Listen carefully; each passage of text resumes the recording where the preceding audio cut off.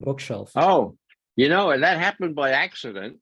But now that you mention it, I keep it there all the time. It's James Douglas's study. It's about 17, 18 years old now. JFK and the Unspeakable. Douglas he's a Catholic worker, for God's sake. He runs a Catholic worker house in Birmingham, Alabama, but he's also an incredible researcher. This is the best book out on the JFK assassination. Do I believe that the CIA was involved in assassinating JFK? I do. Do I have good reason to believe that? I do.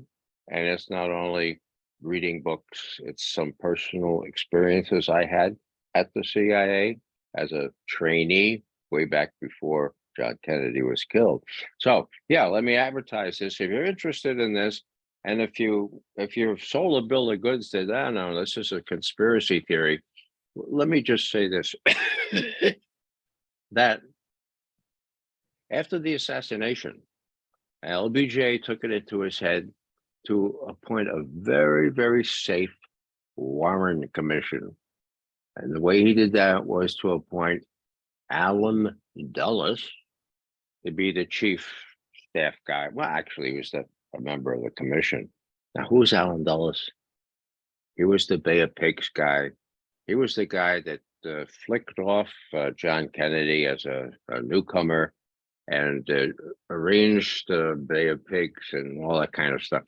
Alan Dulles was the head of the CIA, and John Kennedy cashiered him.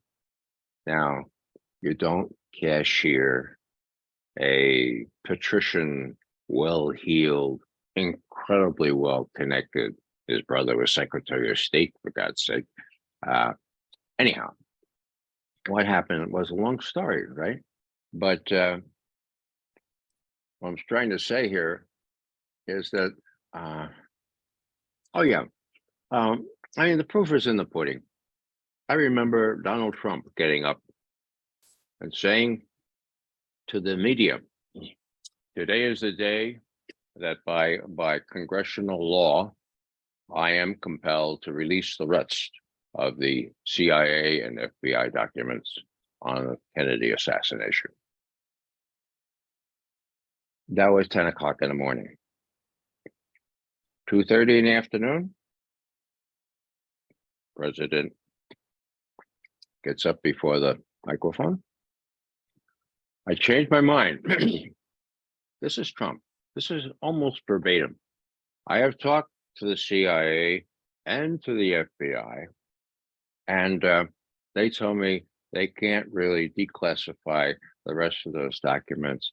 So I've decided to postpone it for 6 months.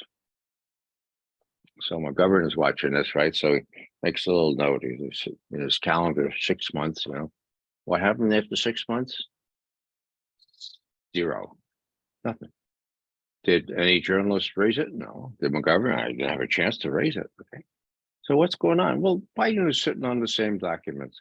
Now, you don't have to be a rocket scientist or really even intelligent analyst to figure out something stinks here, right? Why are they so reluctant? How many years after the assassination to release those documents? Well, I think it's a no-brainer why. They were involved. And Alan Dulles was able to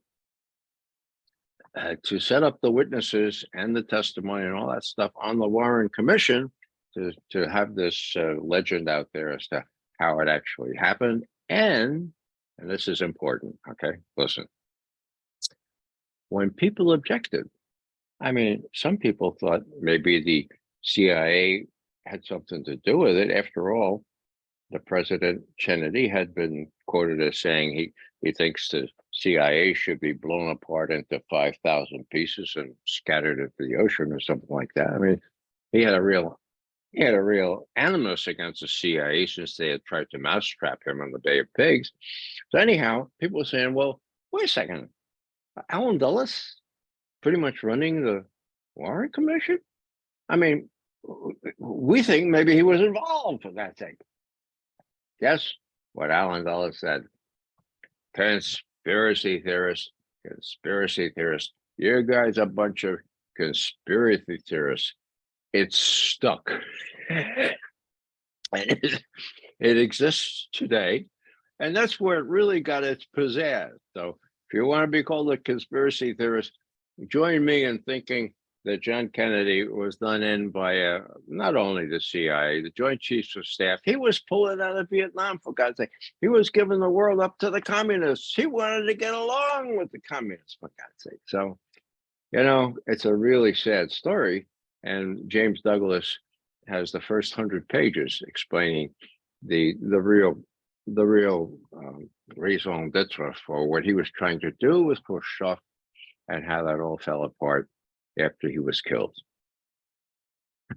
Thanks, Ray. I was last week in Boston. I was at Robert Kennedy Jr.'s presidential announcement in Boston, and I actually saw a lot of friends there from Mass Peace Action and from Community Church of Boston. And RFK told the story about how JFK realized he was being betrayed by the CIA, and his quote that he's going to smash the CIA into 1,000 pieces and scatter it into the wind. And when RFK Jr. said that, that was the loudest applause of his whole speech. It was remarkable. So that was very interesting. Then someone pulled the fire alarm during his speech. They tried to evacuate the building, and it was fake though. RFK Jr. said, "Nice try." Okay.